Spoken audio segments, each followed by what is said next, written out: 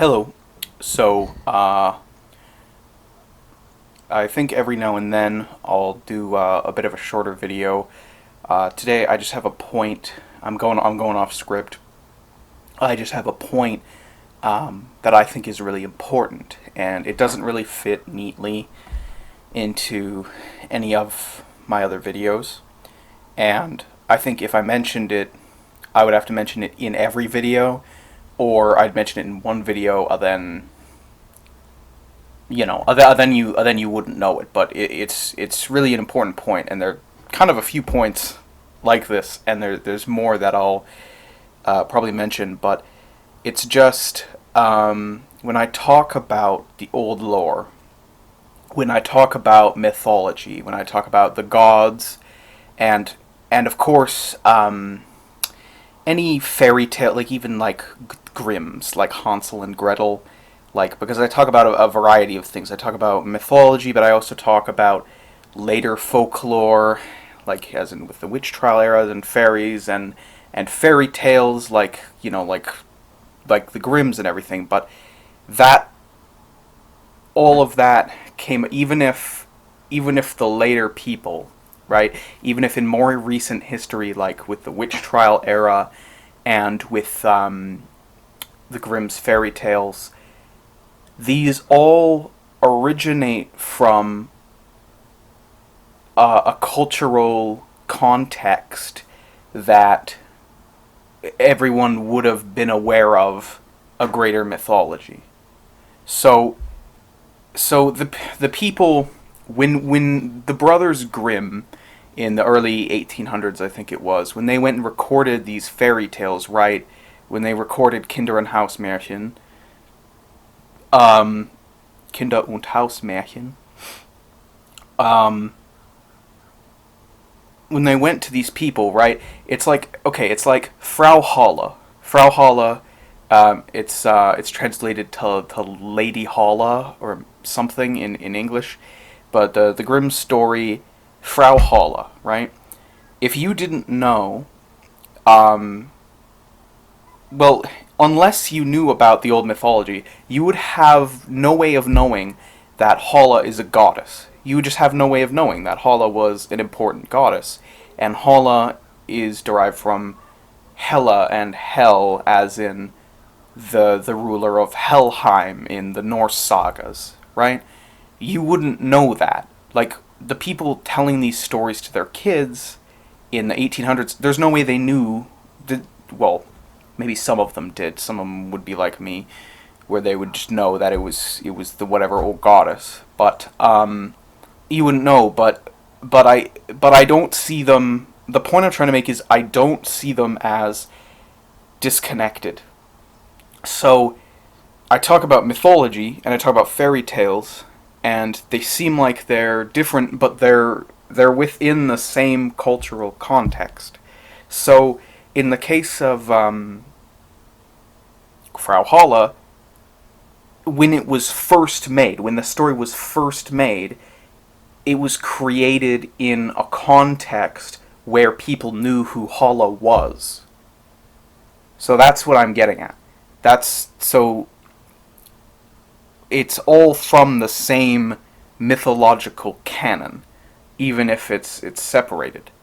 So what I want to discuss in shorter videos, such as what I'm telling you now, is that what I want to discuss in shorter videos, as what I have today, is information about the cultural context with which these stories came about, right? So what I mean by that is, here's a good example, and here's what I want to talk about today. I want to talk about animism. That's what I wanted to bring this video to, but I've spent most of the video ranting about other things. And okay, so I wanted to talk about animism, right? And this is super important to understand, for especially when I talk about like mythology. So um the the view of every single religion on earth, with the exception of recent, and when I say recent, I mean the last like 2,000 years, except for recent revealed religions. And when I say revealed, I mean like these are the religions that have some prophet, such as Buddha or Jesus Christ or Mohammed. If we're not talking about those religions, right, we're talking about religions that were just folk religions that the people had for millennia and millennia and millennia before these things like Christianity and Islam and Buddhism came along. Um, if we're not talking about those, then universally, every religion on earth is animistic, without exception. The natural religion for all humans, for like 99.99999% of our existence, was animism. And so I did mention in the video about Aostra and Freda that they were animistic. But I didn't mention that, well, of course they were. Everybody's animistic. Animism is the default. And not only that, but I think it's really important for me to get across what animism is. When people learn about like the pantheons of the Norse, the Germanic people, the Anglo-Saxons, the Celts, the Slavs, the Greeks, the Romans, and they sort of view it with the same context that they see Christianity, because why wouldn't they? Why wouldn't they? That's what we know. That's our cultural basis, basically. But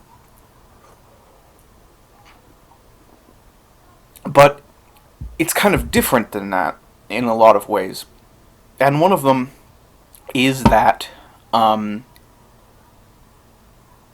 the context of animism. Here's a good example. The moon is a god, and the sun is a god to I think probably all European religions, and probably many religions, like many ethnic groups around the world, like throughout history, have revered the sun and the moon as deities. And people see that, like through the cultural context of Christianity, not necessarily understanding animism and seeing it silly, thinking it's silly. It's like, why are you worshipping the mountains? Why are you worshipping the river? It's just water. It's just a rock. But the concept was that all of the elements of nature were endowed with spirits. So everything in nature, every natural part of the world, had its own spirit. And so humans and animals, like, were not special in having a spirit, in having a soul. The whole of the universe had spirit and soul. And so things like in Celtic lore, like when like with the fairies, like how a log could be bewitched to look like a person, and it would act like a person, and so but it would die quickly because it's not really a person, it's a log. So that logic that, oh, if you turn a log into a person, it dies because it's not meant to be a person, it's meant to be a log. That makes sense in the context that, like, a log is an entity with like a spirit, but a log is used to being a log because everything had a spirit.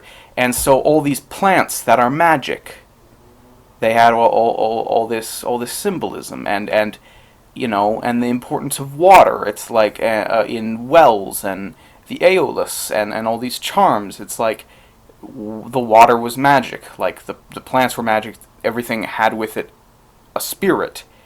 And so here's a really interesting one. So there is a old Gaelic goddess, Iru. I don't really know how to say it. It's Eiru, and she is the goddess of Ireland, and that can also be worded as she is Ireland. So basically, the continent of, well, I guess it's an island, the island of Ireland, like its soil, its spirit, it's like that island has like a soul.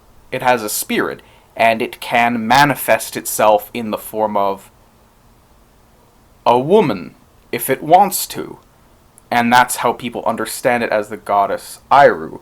And by the way, the name Erin, like the girl's name, Erin, Erin, as well as Ire, like in Ireland, are both named after this goddess. But there being gods of the sun and the moon and certain bodies of water and lakes and rivers, that can be seen in Celtic lore and in Germanic lore. It's interesting. I really like this in Voluspa, which is the witch's prophecy. She describes the creation of the world, and she mentions the creation of the dwarves, how the dwarves were made out of Ymir's flesh. So out of the dead giant Ymir, out of his flesh, they molded together and made and endowed with life the original set of dwarves. And if you look at their names, a lot of their names have to do with elements of of nature. So the idea is that these dwarves, these older creatures, which are like sort of like greater than humanity because they're older and wiser, they are animistic inhabitants of parts of nature, some of them. And if you look at their names, they have names like Northri and Suthri, which are etymologically related to north and south. So these dwarves are the north and the south, like such a vague concept as the north and the south had like an animistic spirit associated with it. And so yeah, so it's important when regarding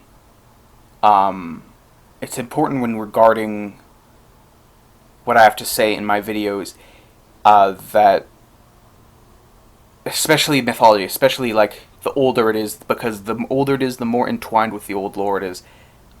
It's important to understand these, the cultural context with which this comes about, and I think animism is a huge deal in understanding that. So, this is probably like, this is meant to be a quick video, but it ended up being like 15 minutes. But I thought it was important to get by, and I just wanted to go off script, like just for like a quick video, so that it wouldn't take forever to write and produce. And with that, thank you so much for watching.